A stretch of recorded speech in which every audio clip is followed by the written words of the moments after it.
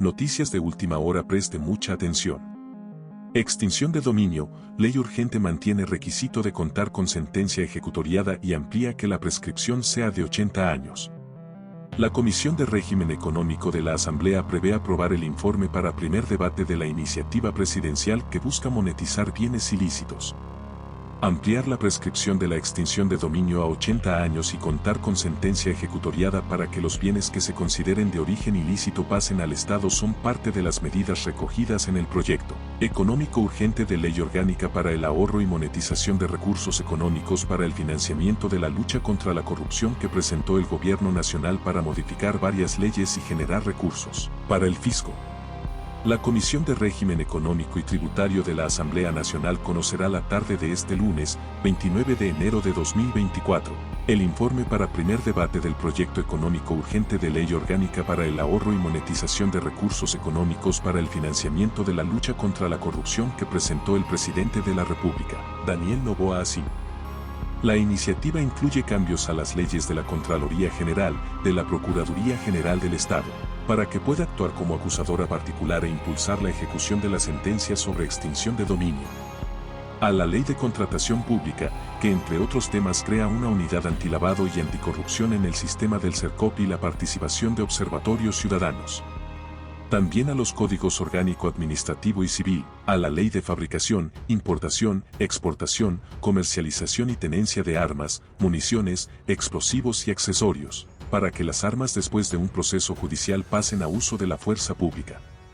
Para este primer debate, el informe borrador que conoció este diario hizo cambios de forma al artículo 3 que señala: la extinción de dominio es una consecuencia patrimonial de actividades ilícitas consistente en la declaración de titularidad a favor del Estado de los bienes a que se refiere esta ley, por sentencia de autoridad judicial, sin contraprestación ni compensación de naturaleza alguna. La extinción de dominio es de naturaleza jurisdiccional, de carácter real en cuanto se dirige contra bienes, y se declara a través de un procedimiento autónomo e independiente de cualquier otro proceso jurisdiccional. La propuesta de Noboa incluía la frase: la extinción de dominio consiste en la declaración de titularidad a favor del Estado mediante sentencia de autoridad judicial. La ley vigente cita que esta acción consiste en la declaración de titularidad a favor del Estado mediante sentencia de autoridad judicial, sin contraprestación ni competencia alguna para su titular ni quien ostente o se comporte como tal, y se aplica sobre bienes adquiridos mediante acciones u omisiones contrarias a derecho. En más noticias, Correa dice al presidente Noboa: seguiré reconociendo sus aciertos y errores. El expresidente Rafael Correa le dedicó un mensaje en su cuenta de red social X al mandatario Daniel Noboa, a quien le indicó que el apoyo del correísmo en la Asamblea no es un cheque en blanco. 2 días después de una entrevista del presidente Daniel Noboa en Madrid, el líder de la Revolución Ciudadana, Rafael Correa, se refirió a las declaraciones del mandatario sobre las políticas de seguridad de su gobierno y la declaratoria de conflicto armado interno. En entrevista con el canal Telemadrid, Noboa fue consultado el pasado 26 de enero sobre el decreto de estado de excepción, como medida para derrotar el crimen organizado. Ante esto, el presidente señaló que sus medidas han pasado por estricto control de la Corte Constitucional y de la Asamblea, mediante una resolución que aprobó el legislativo. Según Noboa, su misión es diferenciarme de regímenes autoritarios del pasado. Noboa también reconoció que el correísmo sigue siendo una fuerza política importante en la Asamblea y que se necesita el apoyo de Correa y de otras fuerzas para pasar leyes económico urgentes. Pero, el presidente le restó importancia a las críticas de Correa sobre la supuesta inexperiencia del gobierno para enfrentar a las bandas narcoterroristas. Tras escuchar a Noboa, este lunes Correa le dedicó un mensaje en su cuenta de red social X. Sería deshonesto con nuestros electores, así como también sería mediocre no reconocer aciertos. Por lo tanto, seguiré reconociendo sus aciertos y errores, escribió el exmandatario, sentenciado por cohecho en el denominado caso Sobornos. El líder correísta reiteró que el presidente Noboa, siendo candidato, tuvo un mejor desempeño en el primer debate, frente a la candidata de su partido, Luisa González. Aunque luego Correa señaló: dije que usted fue el mejor sin saber todavía que todo lo que dijo era mentira. Corte Constitucional puso reglas e hizo advertencias a Daniel Noboa para su propuesta de consulta popular. De ser aprobadas las preguntas para endurecer el Código Penal, el gobierno está vedado de incluir artículos que no se relacionen con el plebiscito. De ser aprobadas las 6 preguntas de consulta popular que propone el gobierno de Daniel Noboa, las reformas al Código Orgánico Integral Penal, COI, y a la Ley de Extinción de Dominio que de ellas se deriven deberán cumplir un conjunto de condiciones señaladas por la Corte Constitucional. La iniciativa de plebiscito de Daniel Noboa tuvo un dictamen parcial de favorabilidad de la Corte Constitucional, pues de 10 preguntas, 6 se aprobaron para ser llevadas a la consulta ciudadana. De estas 6, 5 requerirán de cambios al COIP y a la Ley de Extinción de Dominio, para lo que el gobernante propuso enviar proyectos de ley que serán aprobados por la Asamblea Nacional. Las preguntas plantean incrementar las penas para 10 delitos relacionados con el crimen organizado, que las personas privadas de la libertad cumplan la totalidad de sus penas en las cárceles, que se tipifique el delito de tenencia o porte de armas, municiones o componentes que son de uso de las Fuerzas Armadas y de la Policía, que las armas, explosivos, municiones o accesorios que fueron usados en un delito puedan ser usados por la fuerza pública de inmediato. Reformas a la Ley de Extinción de Dominio, para que el Estado pase a ser el propietario de los bienes de origen ilícito o injustificado simplificando el procedimiento judicial.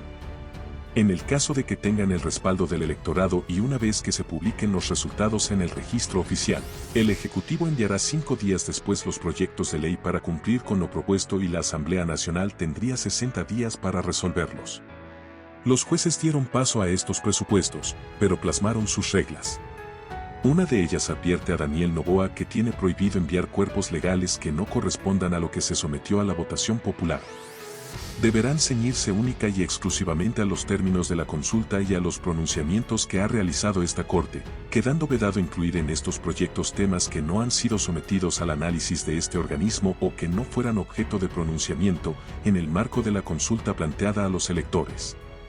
Sobre el incremento de penas para 10 delitos, los textos tendrán que cumplir estándares constitucionales, legales y de convencionalidad relativos a la proporcionalidad en la gradación de penas, al principio de mínima intervención penal y a los fines que persigue el sistema penal ecuatoriano.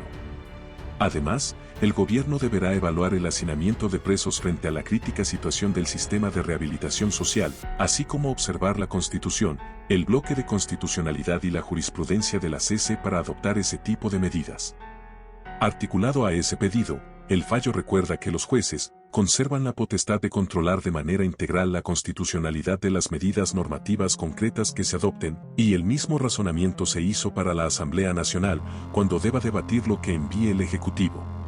La Corte Constitucional aún debe emitir un último dictamen respecto de 4 preguntas para la consulta popular. Una vez que eso esté listo, el CNE tiene en total 75 días para que los ecuatorianos acudan a las urnas. Sin embargo, allí hay preocupación por la falta de presupuesto. Todavía hay deudas pendientes del proceso electoral anterior. A la Corte Constitucional aún le queda un dictamen pendiente respecto de 4 preguntas de la consulta popular que impulsa el presidente Daniel Noboa. Los 4 temas que han sido señalados: extradición, contratación por horas, el arbitraje comercial internacional y las judicaturas constitucionales especializadas, requerirán un segundo momento de control, para lo cual la Corte Constitucional tiene 20 días para realizar ese control a partir de que abocan conocimiento los jueces de la Corte Constitucional. El constitucionalista Jorge Benavides explica además que el presidente podría solicitar la aclaración del dictamen de vía que emitió la Corte sobre las 9 preguntas del segundo paquete, pues a diferencia de otros casos, esta vez los altos magistrados no se pronunciaron sobre cuál es el mecanismo que se debe seguir. Una vez que el presidente de la República haga esta aclaración, esta ampliación del dictamen de la Corte Constitucional, es que vuelva a insistir en la presentación de una enmienda constitucional o de una reforma, dependerá de lo que diga la Corte Constitucional. En todo caso, una vez que la Corte emita su último dictamen, el tema pasará a la cancha del Consejo Nacional Electoral. Tenemos 15 días para convocar al proceso electoral como máximo y 60 días para ejecutarlo. Y aunque 60 días no son suficientes para todo lo que implica un proceso electoral, ese plazo se tiene que cumplir, dice Cabrera. Pero lo que más le preocupa es el presupuesto. No es lo mismo que un proceso normal en el que Finanzas nos va realizando las certificaciones presupuestarias cada 3 meses, 4 meses, según cómo avanza el proceso electoral. En este proceso tenemos la necesidad de que nos entreguen las certificaciones presupuestarias en cuanto ya esté oficialmente el tema de la consulta popular. Le genera incertidumbre porque aún hay una deuda de más de 10 millones de dólares con proveedores que participaron en el último proceso electoral. Y los proveedores obviamente nos están exigiendo el pago, y si luego les queremos contratar para un nuevo proceso, en algunos casos incluso ya no les interesará. En total, la consulta popular podría costar entre 50 y 60 millones de dólares. La información que contenía el celular del candidato a la presidencia, Fernando Villavicencio, está en manos de la Fiscalía, un elemento crucial para la audiencia en contra de los autores materiales del asesinato que se desarrollará la próxima semana. Aunque físicamente el celular de Fernando Villavicencio desapareció, a través de una copia su contenido reposa en la Fiscalía General. Así lo manifiestan tanto su esposa Verónica Zarauz como su compañero de fórmula y amigo cercano Cristian Zurita. La información estuvo en un primer momento en manos del FBI. Pues todo lo que podía estar directa o indirectamente relacionado como una prueba para identificar hechos que relacionen el crimen tenía que salvaguardarse. En la medida en que sucedieron los días, se buscaron las condiciones para que ese equipo llegue a manos del FBI. Y eso es lo que se logró el año pasado. Esto a pesar de que al inicio de esta investigación por asesinato se dijo que el teléfono se extravió en manos de uno de los familiares. Cuando sucedió el asesinato yo me encontraba en Estados Unidos y las personas que tuvieron acceso al teléfono fueron el chofer de Fernando, César Gonzaga, y su hija Amanda. Ella me contó que tiró el teléfono al río Tumebamba. Hay una copia que se hizo a las horas de muerto Fernando para proteger la información de ese teléfono. Es una copia íntegra del teléfono. Lo cierto es que esta información sensible podría no solo dilucidar esta investigación, sino ser el inicio de otras. Fernando, de lo que sabemos, tenía mucho más información en su teléfono, sí, que en su propio computador. Debe haber información que no necesariamente ha sido analizada ni investigada y que puede servir, sí, como ruta y caminos para otras investigaciones. Esto mientras el próximo 6 de febrero se desarrollará la audiencia evaluatoria y preparatoria de juicio contra 6 de los procesados por asesinato. Aunque los sicarios fueron asesinados en prisión, de acuerdo a Zurita, la diligencia continúa siendo crucial. No olvidemos que la estructura de sicarios que acabaron con la vida de Fernando era parte de la estructura de Fabricio Colompico. Tiene que abrirse el camino para que sea involucrado directamente. Esta será la tercera ocasión en la que se intentará instalar la audiencia, por lo que esperan que la jueza no permita más dilaciones.